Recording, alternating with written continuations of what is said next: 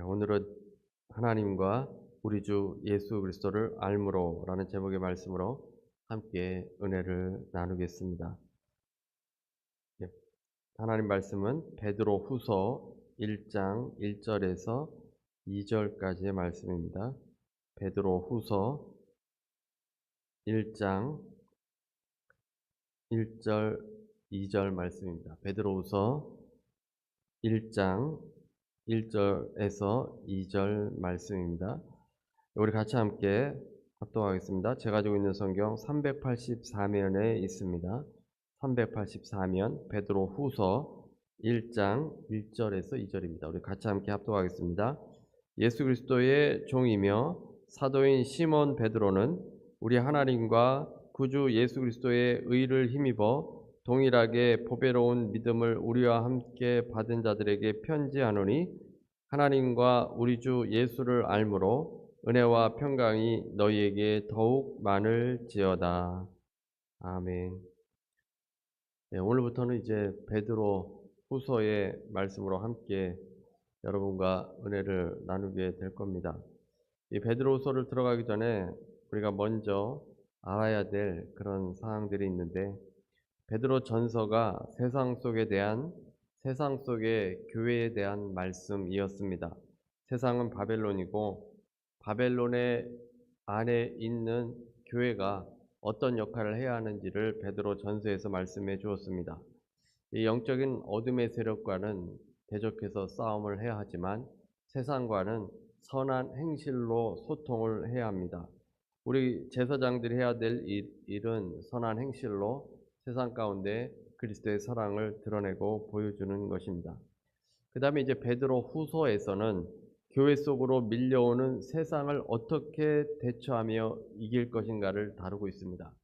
베드로 전서는 세상 속에서 어떻게 세상과 소통하며 나아갈 것인가에 대한 문제였고, 그 다음에 베드로 후서는 교회에 세상이 들어와 있는데 그 문제를 어떻게 할 것인가, 교회 안에 침투한 세상과 거짓 교사들의 가르침과 부패한 행실들, 이 문제에 대해서 다루고 있습니다.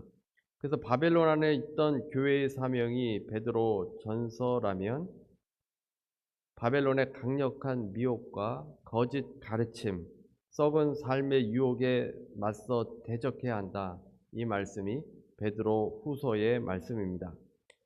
먼저 이 베드로 후서를 이해하려면 거짓 교사들에 대해서 조금 우리가 살펴볼 필요가 있습니다. 5가지 특징을 살펴보도록 하겠습니다. 첫 번째, 거짓 교사들은 자의적 성경 해석을 합니다. 하나님의 말씀을 자신의 생각대로 해석하는 겁니다. 자신이 원하는 대로 하나님 말씀 그대로가 아니라 자신이 원하는 대로 재단에서 적용하고 해석하는 겁니다. 그들의 거짓 가르침으로 인해서 교회는 힘들어지게 됩니다. 하나님의 말씀을 한 구절 또는 두 구절 이렇게 떼어내서 그렇게 해석할 수 없습니다. 문맥상에서 해석해야 합니다. 또 상징과 비유도 그 문맥상에서 역사적인 배경 가운데 해석을 해야 하는데, 자신의 마음대로 상징이라고 해서 그렇게 해석해 버린다면 근거가 비약하고 논리가 되지 않는 그런 해석인데, 그것을 영적 해석이라고 말하면서 자의적으로 해석하는 사람들, 그 사람들이 바로 거짓 교사, 거짓 선지자들입니다.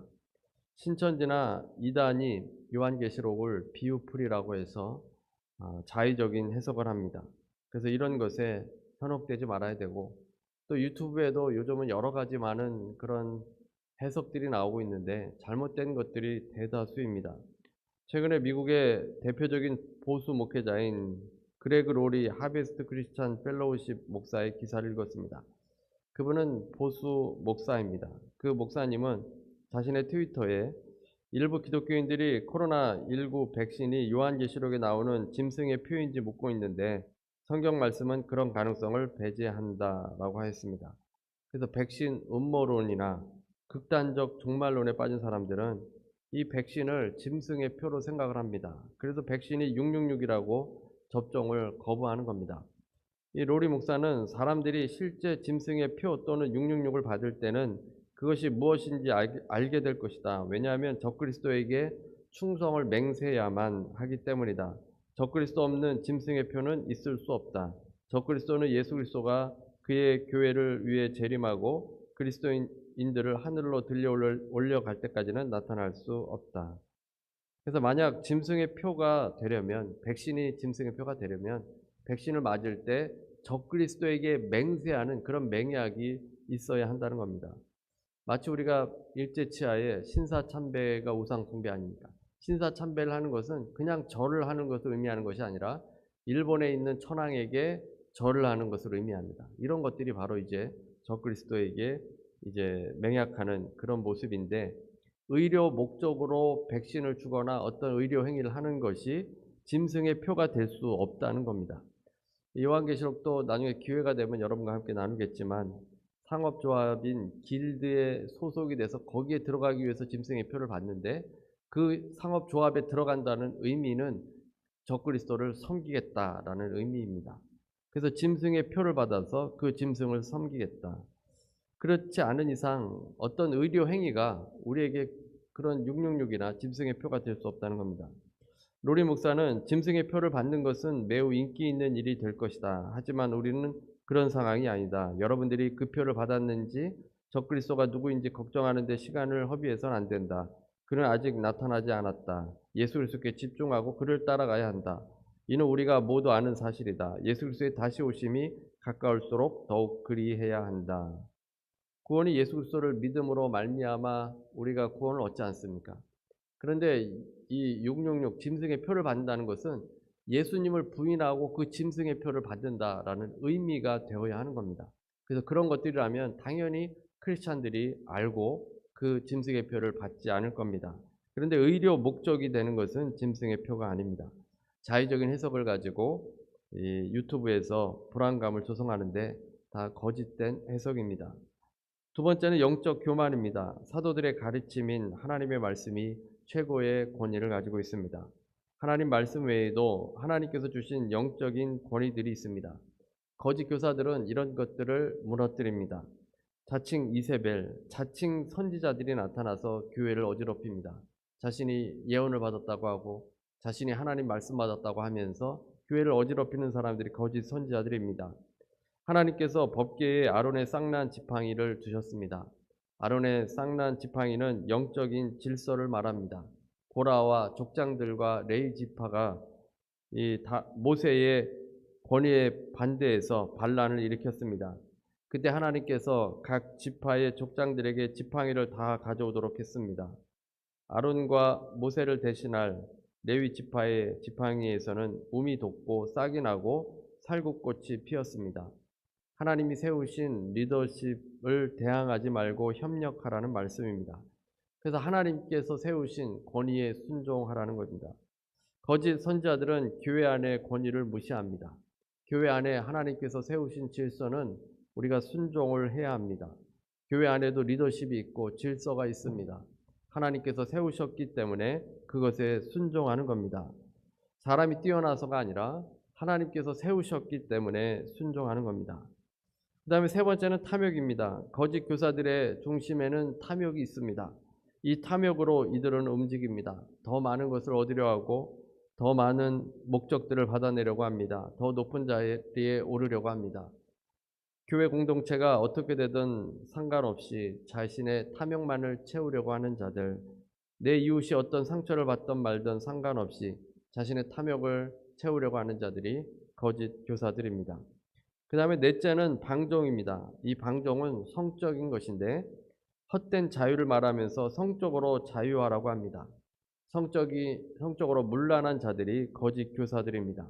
열매를 보고 그 사람을 판단할 수 있는데 그런 더러운 행실 가운데서 거룩한 하나님의 백성이라 말할 수 없습니다. 다섯째, 마지막으로 종말을 부인하는 자들입니다. 거짓 교사들은 자신들 마음대로 살기 때문에 심판을 싫어합니다. 종말을 부인합니다. 세상의 종말과 예수 그리스도의 재림에 대해서 조롱합니다. 성경을 자의적으로 해석하니 종말을 부인하는 겁니다. 세상의 끝은 반드시 오게 되고 그 끝에는 하나님의 심판이 있습니다. 사실 베드로후서의 말씀으로 여러분과 함께 은혜를 나누게 되어서 참으로 감사합니다. 왜냐하면 요즘은 세상뿐만 아니라 교회 안에도 같은 크리스찬 안에도 여러 가지 다양한 의견들이 있는데 이상한 이야기를 하는 사람들이 참으로 많아졌습니다. 그래서 우리가 분별할 필요가 있습니다. 신앙생활 하다 보면 여러 사람들을 만나게 되는데 정말 어떤 사람들은 정말 예수님을 믿는지 의구심을 가질 수밖에 없습니다. 예전에 어떤 분은 인천에 있던 어떤 목사님 책을 가져다 주었는데 좀 읽을 때 이상하다고 생각했습니다. 그래서 읽는 것이 너무 시간 낭비인 것 같아서 조금 읽다가 책을 돌려드렸습니다. 나중에 보니까 이단 판정을 받은 목사의 책이었습니다. 베드로후서는 거짓 가르침, 거짓 교사들, 부패한 삶의 영향력 속에서 신음하는 교회에게 주시는 메시지입니다. 거짓 교사에 대해서는 2장부터 본격적으로 언급하고 3장에서는 세상과 역사의 종말에 대한 거짓 가르침을 기록합니다. 그러면 1장에서는 무엇을 말씀하고 있겠습니까?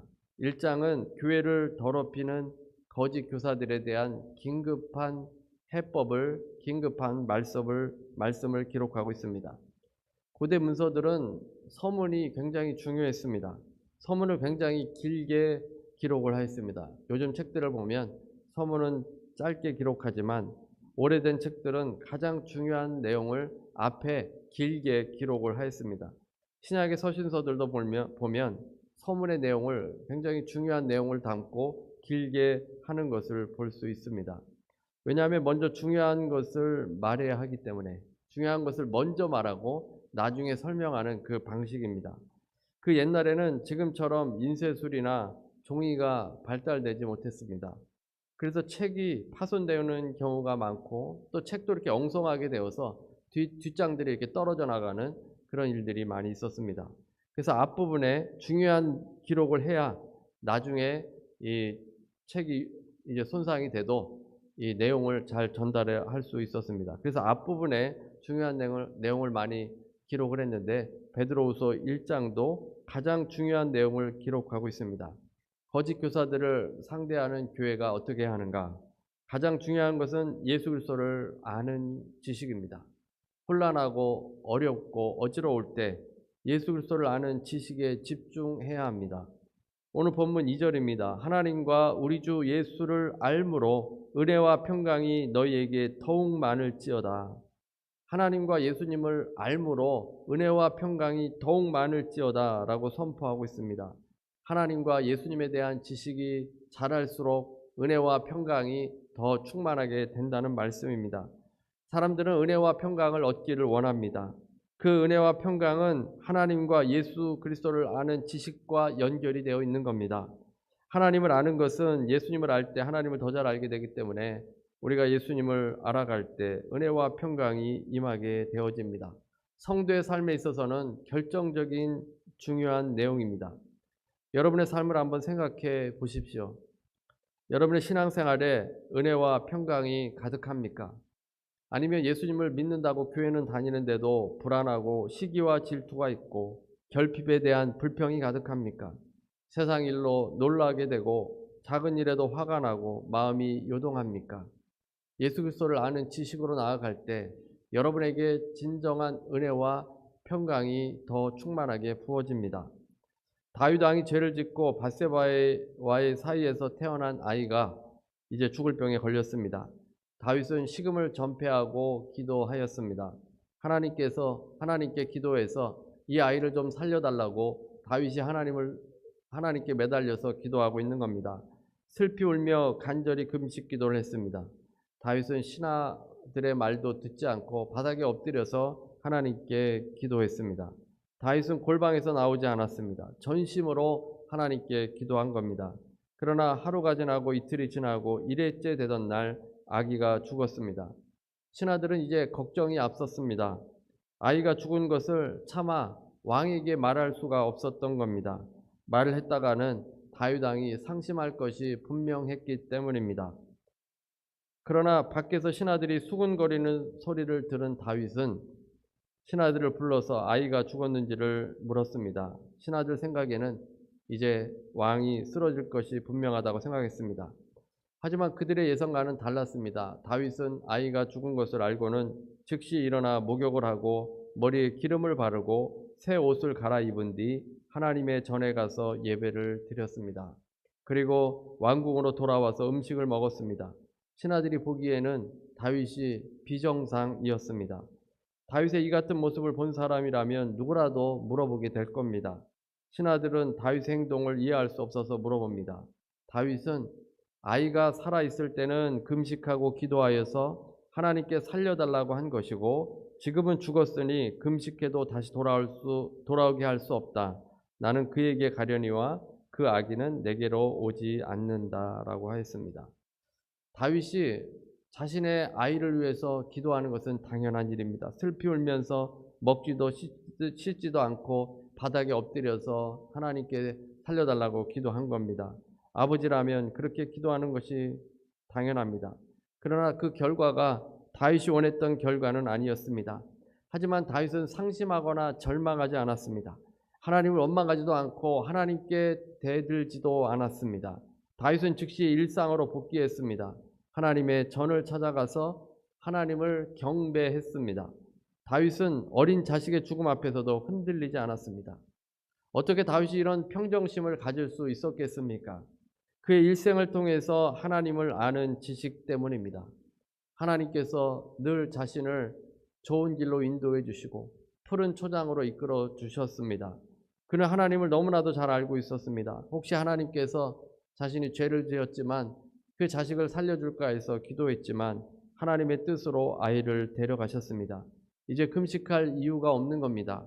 이제 자신도 하나님께 가서 아이를 만날 것을 믿고 다윗은 생명을 주관하시는 하나님을 믿었던 겁니다. 하나님께서 영원한 생명으로 그 자식을 품고 계실 것을 알고 있었기 때문에 다윗은 평정심을 유지할 수 있었던 겁니다. 잠언 4장 23절에 보면 모든 지킬 만한 것에 더욱 내 마음을 지키라. 생명의 근원이 이에서 남이니라. 무엇보다 이 세상을 살아갈 때는 마음을 지키는 것이 중요합니다. 마음은 생명의 근원입니다.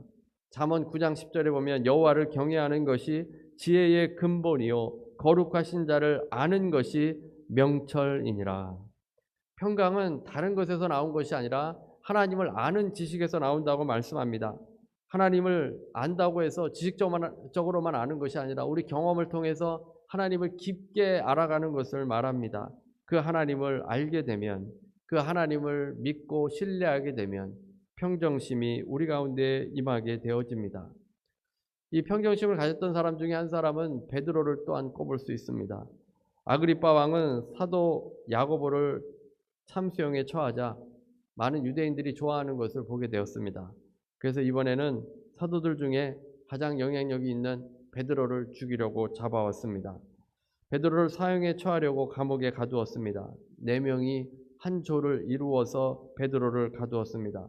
베드로는 이제 내일이면 참수형을 당합니다. 그의 목이 날아가 버릴 것입니다. 한 죄수를 4명이 감시하니 얼마나 그 분위기가 무시무시합니까? 무교절이 끝나는 날 죽게 될 것을 알았습니다. 무교절이 있을 때는 사형에 처할 수 없기 때문에 무교절이 끝난 다음에 베드로는 죽게 될 겁니다. 이제 내일이면 목이 잘려 죽게 됩니다.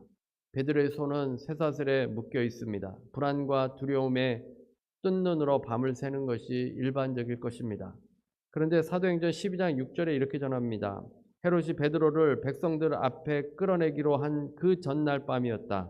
베드로는 두 쇠사슬에 묶여 군인 2사람 틈에서 잠들어 있었고 문 앞에는 파수꾼들이 감옥을 지키고 있었다. 참수형을 당하기 전날 밤입니다. 이제 세상에 있던 일 이제 모두 다 내려놓고 이제 죽어야 되는데 군인들 2명은 감방 안에서 베드로를 감시하고 2명은 밖에서 감시하는 그런 상황입니다. 날이 밝으면 죽어야 하는데 베드로는 군인들 틈에서 잠들어 있었습니다. 그냥 설잠을 자는 정도가 아니었습니다. 그 다음 7절에 보면 갑자기 주님의 천사가 나타나고 감방에 빛이 환하게 비치었다. 천사가 베드로의 옆구리를 쳐서 깨우고 말하기를 빨리 일어서라 하였다. 그러자 쇠사슬이 그의 두 손목에서 풀렸다. 천사가 나타났습니다. 그러나 베드로가 얼마나 깊이 잠이 들었던지 옆구리를 쳐서 깨웠다라고 전하고 있습니다. 보통은 흔들어서 깨우지 않습니까? 그런데 베드로는 너무 깊게 잠이 들어 있어서 쳐서 깨웠다라고 되어 있습니다. 원어로 보더라도 여기서 친다는 것은 세게 치는 것을 말합니다. 깊이 잠들어 있는 베드로를 세게 쳐서 깨우려고 한 겁니다. 베드로가 잠을 잔 이유는 천사가 자신을 구출해 줄 것이라는 믿음 때문에 이 잠을 잔 것이 아닙니다. 베드로는 깨어났어도 이것이 환상인가라고 착각할 정도이었습니다. 그는 다음날 죽는 것을 사실로 받아들였습니다. 그럼에도 베드로가 잠을 잔 이유가 무엇이겠습니까? 그의 마음이 어떻게 이렇게 편안할 수 있겠습니까? 감옥에서 죽음을 앞에 둔 전날에 이렇게 잠을 잘 수 있는 사람이 있겠습니까? 그는 삶을 통해서 부활이요 생명이신 예수 그리스도를 잘 알고 있기 때문입니다. 그의 죽음은 소멸이 아닙니다. 그의 죽음은 주님을 다시 만날 그런 날이 되어집니다. 죽음은 영광으로 가는 관문이었던 겁니다. 이 믿음이 있으니까 베드로는 평정심을 잃지 않았습니다. 평강이 감옥에도 임하여서 그가 깊은 잠에 들었던 겁니다. 동료가 먼저 죽었어도 다음날 자신이 죽는다고 해도 그는 은혜와 평강을 경험하며 산 사람입니다. 이 믿음의 영웅들은 세상의 상식으로는 이해할 수 없는 놀라운 평정심이 있습니다. 그런 모습이 어디에서 나오겠습니까? 하나님과 우리 주 예수 그리스도를 아는 믿음, 그 아는 지식에서 그 은혜와 평강이 임하는 겁니다. 거짓 교사가 교회에 들어와서 하는 일은 바로 이런 일들을 이제 흔들어 놓습니다. 불안하게 만들고 사람들을 실족하게 만듭니다. 거짓 교리로 사람들의 마음을 현혹합니다. 그때에는 은혜와 평강이 임하는 그런 삶으로 나아가기 위해서 하나님과 예수 그리스도를 아는 지식에 우리가 더 나아갈 수 있어야 합니다. 베드로는 하나님과 우리 주 예수를 알므로라고 했습니다. 예수님을 주로 고백하였습니다. 인생의 주인을 예수님으로 고백한 겁니다. 주로 고백한다는 것은 사도행전 2장 34절에 36절의 말씀을 인용한 것인데, 주께서 내 주에게 말씀하시기를 내가 내 원수로 내 발등상이 되게 하기까지 너는 내 우편에 앉아 있으라 하셨도다 했으니, 그런즉 이스라엘 온 집은 확실히 알지니 너희가 십자가에 못 박은 이 예수를 하나님이 주와 그리스도가 되게 하셨느니라 하니라. 예수님을 주로 섬긴다는 것은 예수님께서 부활하셨을 뿐만 아니라 승천하셔서 이제 하나님 우편에 앉아 계신다는 것을 고백하는 것을 말합니다.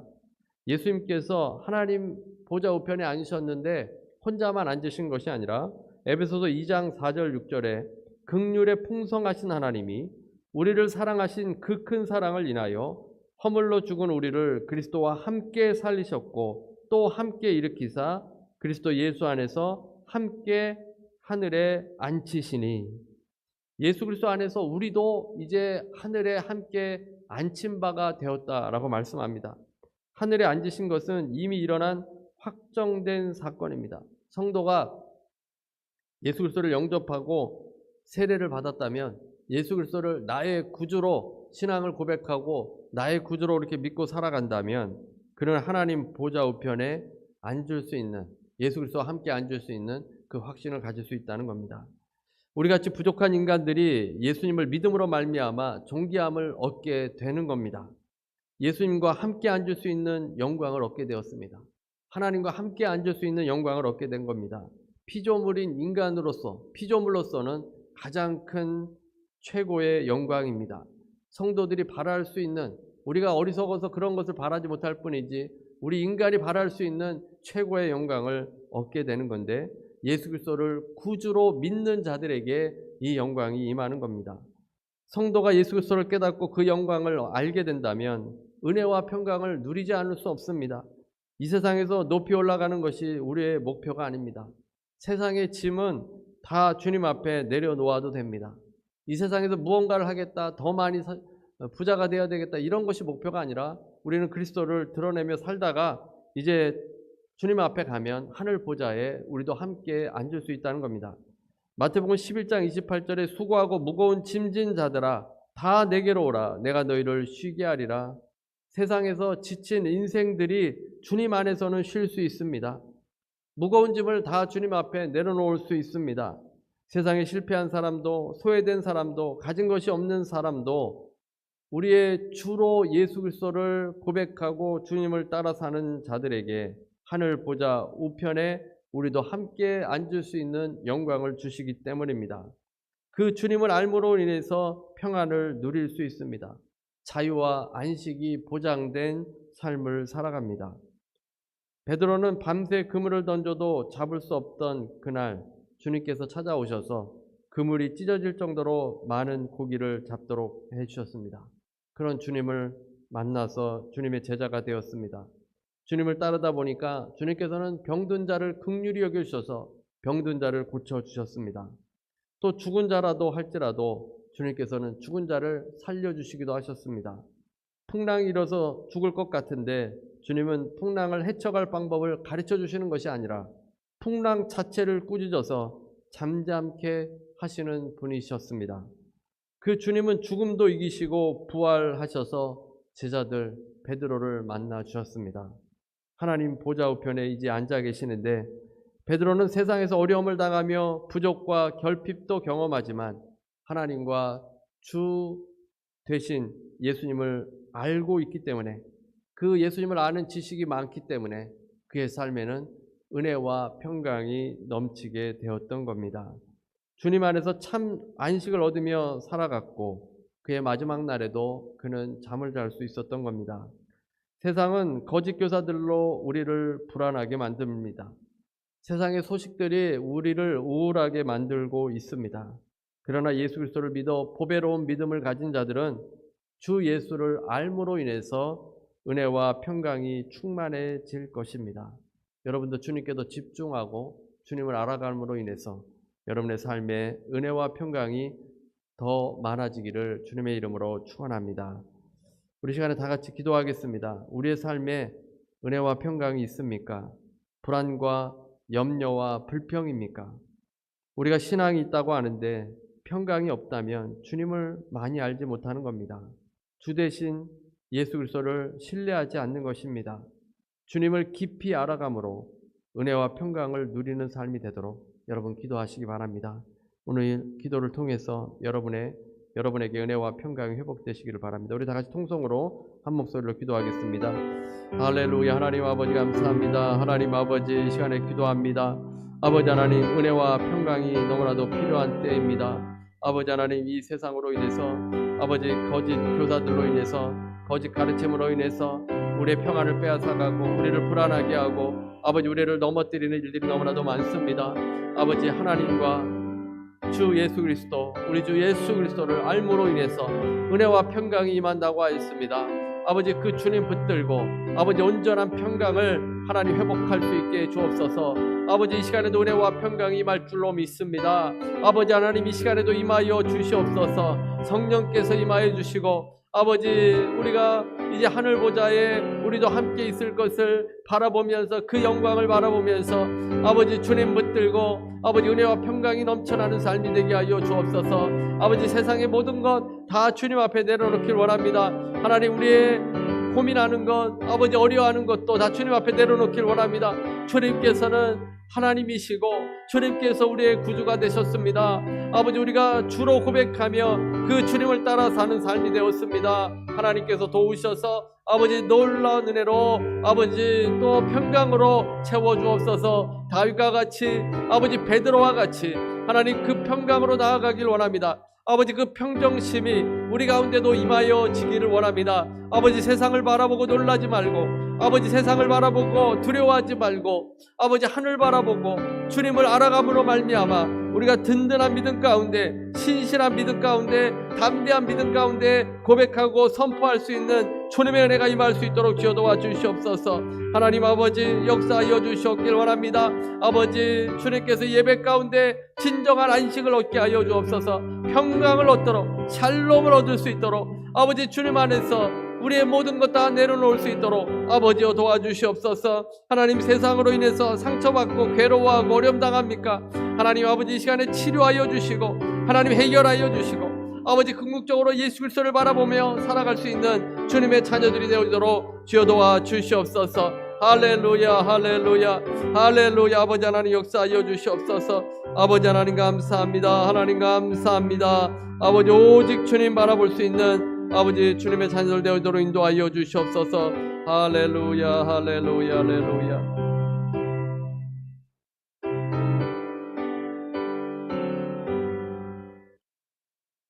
이 시간에 문제를 가지신 분은 가슴에 손을 얹으시기 바랍니다. 아픈 곳이 있으신 분은 아픈 곳에 손을 얹으시기 바랍니다. 제가 기도하겠습니다. 은혜로우신 하나님, 우리를 세상에서 부르시고 우리를 교회로 세우심을 감사합니다. 예수 그리스도의 의를 힘입어 보배로운 믿음을 갖도록 인도해 주시니 또한 감사합니다. 이제는 거짓 가르침이 우리를 흔들지 않도록 이 시대 가운데 하나님과 예수 그리스도를 아는 알므로 나아갈 수 있게 하셔서 은혜와 평강이 우리의 삶에도 넘치게 해 주시옵소서. 아버지, 이 시간에 지체들을 위해서 기도합니다. 문제보다 크신 주님을 믿고 기도하며 나아갑니다. 아버지, 우리의 뜻이 아니라 주님의 뜻이 이루어지게 해 주옵시고 아버지, 모든 문제 가운데도 승리할 수 있게 해 주시옵소서. 아버지 하나님, 병마와 씨름하고 있습니까? 문제로 어려움을 당합니까? 주님께서 평강으로 채워 주옵소서. 주님을 믿는 믿음 가운데 회복되게 하여 주옵소서. 예수 이름으로 명하노니 모든 병만은 떠나갈지어다. 예수 이름으로 명하노니 연약한 육체는 강건하게 될지어다. 예수 이름으로 명하노니 회복될지어다. 예수 이름으로 명하노니 흑암의 세력은 떠나갈지어다. 예수 이름으로 명하노니 마음의 질병과 걱정 염려는 떠나갈지어다. 예수 그리스도의 보혈이 우리의 몸과 가정과 일터에 뿌려져서 아버지 거룩한 장소가 되어줄 수 있게 하시고 하나님을 영화롭게 하는 놀라운 역사들이 일어나도록 인도하여 주시옵소서. 감사드리오며 예수님의 이름으로 기도드립니다.